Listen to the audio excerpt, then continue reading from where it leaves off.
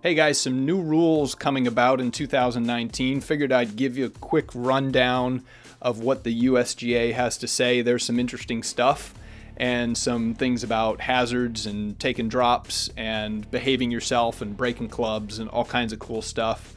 If you're heavy into tournament golf, it's going to make a big difference. If you're not, you can basically keep doing the same crap you've been doing, except now it's all legal, which is really cool.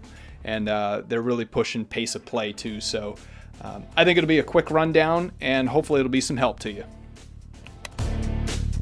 This is the Golf Essentials Podcast with Casey Borg. So I thought it'd be cool to go over some of the USGA's rules changes that are taking place here with the new year in 2019. Not going to claim to know every nuance of the rules, but I thought it'd be helpful to just run through them. And, to be honest, most of the people that I play with, all you casual golfers out there, I mean, you guys aren't really adhering to every letter of the law anyway. So, which I totally agree with. Like, play comfortable golf, have fun with it. But there are some pretty cool things that you can get away with now, so you can keep doing the same shit you've been doing and you're actually following the rules. So I think that's pretty cool. And I think knowing the rules is always a good thing because you can rub it in your buddies' faces when they call you out on it, and you can point to the rule book and say, no, I can drop here, and you can go screw yourself, So let me just run through it. I'm going to post, the USGA has a little download PDF document that sort of summarizes a lot of this stuff. So I'll post that on my website, about-golf.org, and in some different places. I'll put it up on social too. But I think that'll be really helpful for you. So the first thing is got to do with the ball at rest. So when the ball moves, if you're accidentally hunting for your ball and you kick it, or you're on the green and you accidentally move your ball or your ball marker, there's no penalty for doing that. There used to be penalties for accidentally moving your stuff. In casual games, you just move it back anyway. But stuff like, what happened to Dustin Johnson in the U.S. Open, these rules are a little bit too late for him, but he won the tournament anyway. Standard for deciding whether the player caused the ball to move. That's more what Dustin ran into on the putting green. So you're not deemed to have caused the ball to move unless it's almost certain that you did. So the onus is on basically proving that you actually moved the ball, which I think is a good thing. You accidentally move it, big deal, put it back, no penalty. If you need to replace your ball after it's moved and you don't know where the original spot is, you put it back on the estimated spot, as close as you can. Okay, so next thing is ball in motion. So if the ball is accidentally deflected by another player, his caddy, you, or your equipment after you hit the shot, or you hit the flag, there's no penalty for any of that stuff, which is cool. Another one is a double hit. So if you're hitting a pitch shot and you hit it twice, there's no extra penalty for that. So if you want to sort of serve one up and then hit it onto the green, go for it. But there's no extra penalty. So it used to be, all right, you'd hit a chip shot and it goes tick, tick. Wherever the ball ended up, you had to play it, but they'd add a penalty shot. They don't add that penalty shot anymore. So you could still laugh at your buddies, but there's no extra penalty shot. Taking relief is pretty interesting because you now drop the ball. Whenever you have to make a drop, you drop it from knee height. So you're dropping, and whenever you have a relief area, so if it's 1 club length or 2 club lengths, so by the way, the club length is measured by the longest club in your bag other than your putter. So usually that'll be your driver.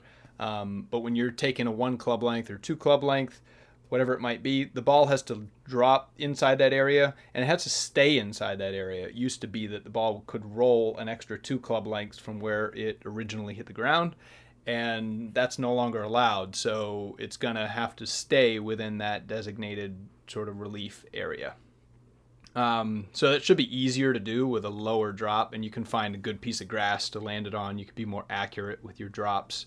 So there's goods and bads there, but you can drop it from a lower height. Time for looking for a lost ball is 3 minutes, not 5 minutes, which I think is a great idea. Anything that keeps people moving is cool. Most people cheat anyway. They'll just throw a ball out, and that's fine. But 3 minutes is not much time. You can substitute your ball when you're taking relief. It used to be that it had to be a penalty relief, like if you hit it in the water or something. But you can change balls out. Embedded ball rule is by default in play through the green, so everywhere, except in bunkers if your ball is plugged in a bunker. So there's that. But embedded ball rule, you can go with that unless there's a rule that says you can't. The putting green areas of the golf course. If say the wind blows your ball on the putting green, or it moved for no clear reason, you have to put it back. So you can't put it on the slope, and after a couple seconds, if it rolls down, it rolls next to the hole. You don't leave it next to the hole. You got to put it back. You can repair all damage to the putting green, like spike marks, ball marks, animal damage, everything. There's nothing against any of that anymore, which was ridiculous in my opinion. You can also touch the line of a putt, like if you're playing in a tournament and your caddy touches the ground where you're supposed to aim. That is cool as well. You can leave the flagstick in the hole when you're putting now. So you can have a 3-foot putt, you can leave the flag in, and it's totally cool. In fact, you might even see Bryson DeChambeau putting with the flag in. He said that he was going to be testing flags on the PGA Tour to see what the coefficient of restitution was for each of the flag sticks. And if it was low enough, meaning how hard the ball bounces off the flag, he would putt with the flag stick in. Sounds complicated, but it basically means how springy is the flag stick. I don't know why he can't just say it that way. So penalty areas are now what you call the red and yellow water hazards. So penalty areas now could be like, if you're marking a golf course, it could be more than just water. It could be like desert and jungle and rocks and other things instead of just water. And when you're in those penalty areas, so if you're next to a water hazard, you can ground your club, you can make practice swings, you can remove loose impediments like grass and beer cans and stuff like that next to your ball. So you can remove that stuff now, which is really cool. I'm just looking at these things as I go. The red penalty areas, they're letting rules committees use red a little more often. So just to be clear, guys, red and yellow, most of you don't know what all the rules are with red and yellow, although they did get rid of one for red, which nobody knew about anyway, the opposite margin rule. But if you hit it in a red hazard or yellow, you can always play the ball where it lies, and you can always go back to where you originally hit the shot from. Going back obviously incurs a 1-stroke penalty. If you play the ball, there's no penalty. In a red hazard, you can go 2 club lengths from the point where the ball last crossed into the hazard. So think red used to be it's called a lateral hazard, so it used to be along the sides of a hole. So if your ball went in the hazard, you could drop 2 club lengths from that red line. Yellow, you don't get that option. Yellow, you have to take the point where the ball last crossed into the hazard and the flag stick and go straight back. You can go straight back as far as you want, and you can drop anywhere on that line, which is why when you see the players playing an island green like at TPC Sawgrass, they don't, even if they hit it over the green, they don't get to drop on the green, because the last point where it crossed into the hazard is the back of the green. Then you got the flag stick, and they can go straight back as far as they want, which would be back into the grandstands. So usually they take the opportunity to drop in that drop area and try to hit an awkward 80-yard shot. So with with red, you also get that straight back opportunity. So red, you get the additional 2 club lengths that you don't get with yellow. Okay, so that should be pretty simple there. If you're in a bunker, you can touch the sand. There's no stupid rule like if you accidentally put your club down, 20 yards away from your ball, you're going to get penalized. But you can't touch the sand to test the conditions of the bunker with your hands or the club or anything. You can't make practice swings still, and you can't put the club in front or behind the ball, like right behind it. And you cannot sort of do the move where you sort of rake a bunch of sand as you take the club back and improve your lie. So as you're making your swing, you can't touch, in the backswing, sort of push a bunch of sand out of the way. So all that is still bad, but you're not going to get those stupid penalties that none of you guys are calling on each other anyway. Bunkers, if you have an unplayable lie in a bunker, like let's say your ball lands and it plugs underneath the lip, it used to be that you would have to drop within the bunker. There was no other option. Now you are allowed to drop outside of the bunker, so you can proceed with an unplayable lie, but it's a penalty of 2 strokes. So normally an unplayable lie, you can go back to where you originally hit the ball. You can go 2 club lengths away, no closer to the hole, or you can take the flag and the point where the ball is and go straight back.